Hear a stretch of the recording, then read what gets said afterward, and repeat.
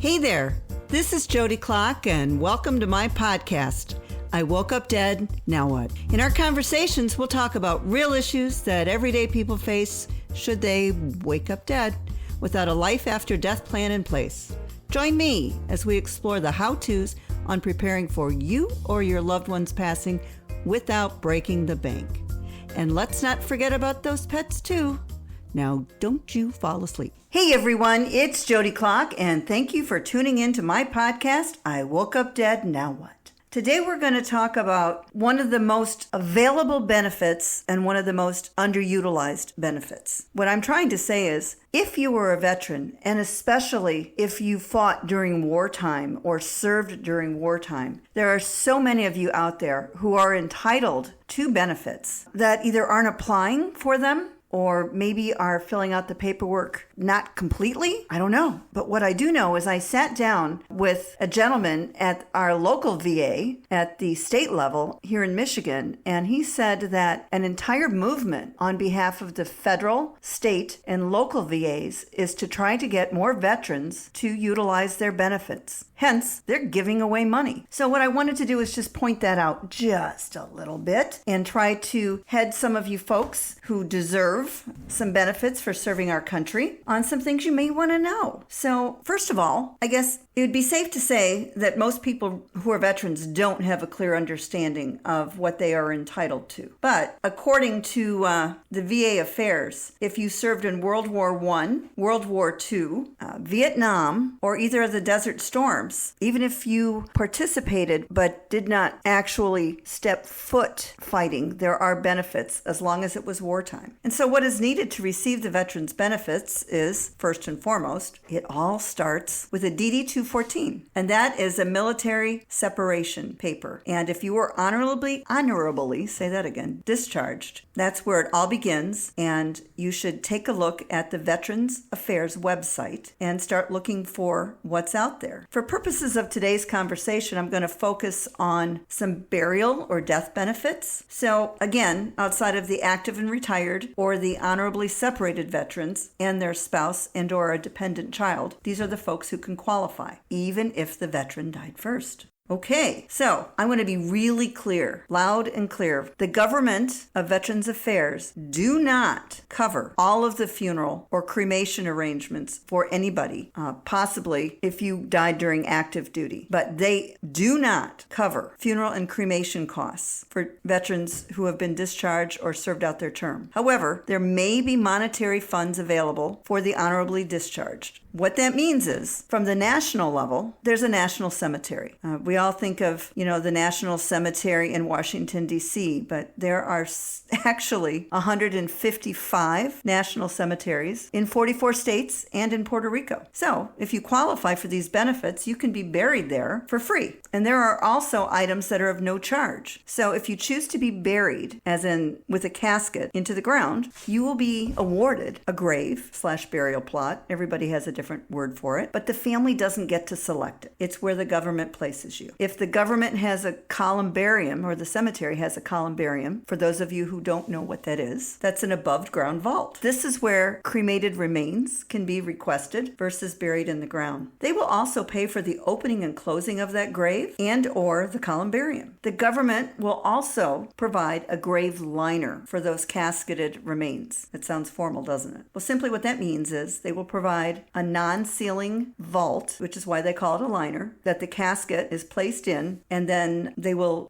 open and close the grave so that can be placed in it. They will take care of the perpetual care of the entire grave site for the whole cemetery. So I don't know if you've ever been there, but Fort Custer is one in Battle Creek, Michigan. There are so many other beautiful ones that are just gorgeous. The flags fly. You see so many monuments. It's just simply breathtaking when you see them, and the grounds are just impeccable. The family will receive a burial flag to the immediate next of kin and or designated family member. They'll get a presidential memorial certificate signed by our president, thanking them for serving our country. And then they're going to get a dedicated memorial page on the Veterans Legacy Memorial site, where friends and family can upload photos and a place for remembrance. All right, so that's if you go to a government cemetery. But what happens if you go to a private cemetery, your local municipality, or maybe a church cemetery? Well, you will get a government headstone headstone and marker and or medallion, which again, you will always get that at the government or the federal cemetery. Again, you'll get the burial flag. You'll get the President's Memorial Certificate. The local VFW or retired veterans will come out and do military rites. They will present the flag and do a 21-gun salute. Typically, your funeral director will arrange that for you. And then some survivors may be entitled to a VA burial allowance as a partial reimbursement for the costs of funerals and burial. However, I'm going to direct you back to the VA website because it clearly lays out A, when you served, and B, what you are entitled to. So typically it will be a $300 reimbursement, but not everybody will get that.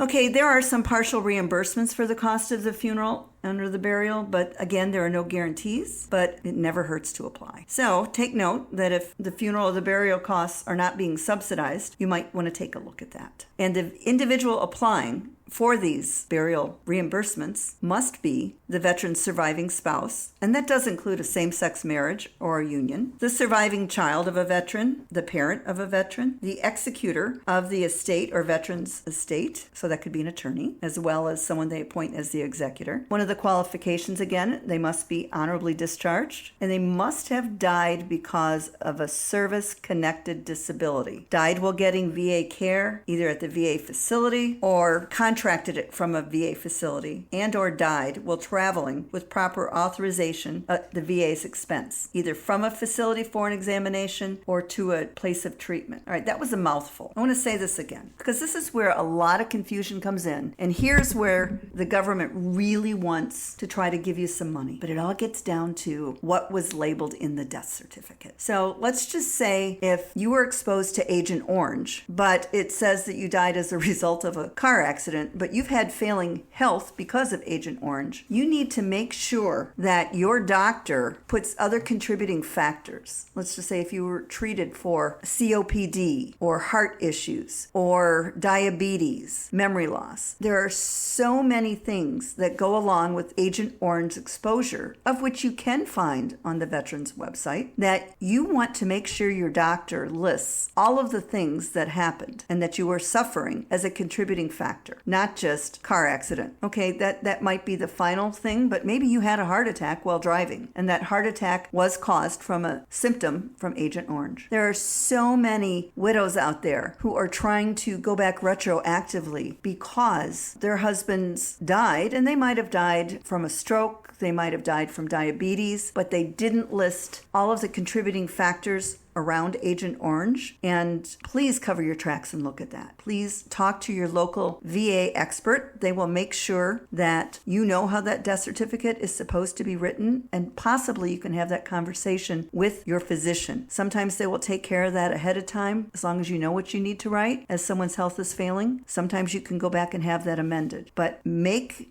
no mark. There is money there that they are trying to give it to you, but it all is in the verbiage. So, having said that, you can reopen a claim if you were denied. You just need to make sure you have gotten all of your I's dotted and T's crossed, and it shows the contributing factors of death. Because you could be entitled to some pension, some additional compensation where they might have been while they were alive. They might have been able to get some compensation or have a small pension prior to their death. All right. So basically what I want to do is make sure that no veteran is turned away. So in order to do that, you need to get on your VA website and you need to see what you can be reimbursed for or what you qualify for. There are many things, but each person is different. And please do not assume just because your neighbor was disqualified, you will be. So again, www.va.gov, burials, memorials, veterans burial allowance. Those are things that what you seek for. All right, so we talked about what was covered or is covered, but we don't talk about what is not covered. So should you choose to have full military honors at a veteran's cemetery, these are the things that are not covered. And that's going to be your casket or your urn, any flowers, printed material, and or keepsakes. So the veterans will pay for the plot, the opening and closing, the monument, and the vault, but they will not pay for the casket, the urn, the flowers, or any printed material and or keepsakes. However, they are saving you hundreds and hundreds of dollars should you choose to participate at a national cemetery. The VA will also provide one death certificate at no charge. Each additional death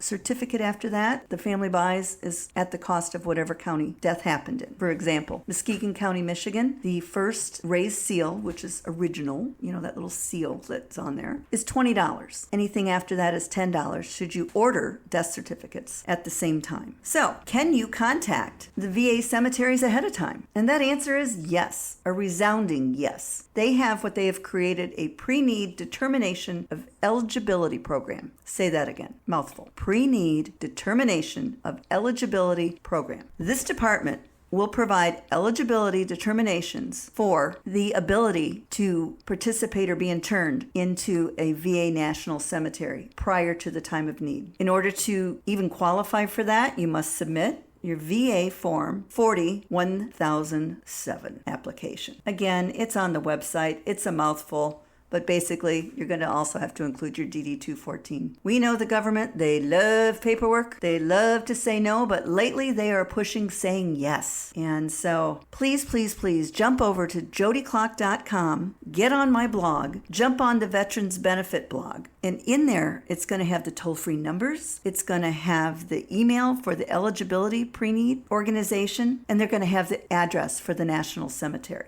It is so important. If in fact you know that's what you want to do, and you have set your template or roadmap for your family ahead of time, then you get all of your ducks in a row, not part of your ducks in a row. And you are going to save your family time, energy, and money, but most of all, peace of mind in knowing that you did your due diligence. And for doing your due diligence, they're going to thank you. But myself, and along with everyone in the country, when it comes to veterans, we thank you for your service. And I'm glad you didn't wake up dead today. Thanks for listening. Hey, if you're hearing this message, you've listened to the entire episode, and for that I want to thank you, and I am so glad you didn't wake up dead today. Please jump over to jodyclock.com and download your free copy of my family care plan. This guide will help those you leave behind should you wake up dead. I promise. Be sure to order my book, It's Complicated, based on a true story. Send me an email about topics you'd like to hear in future episodes. Until next time, thank you for not falling asleep.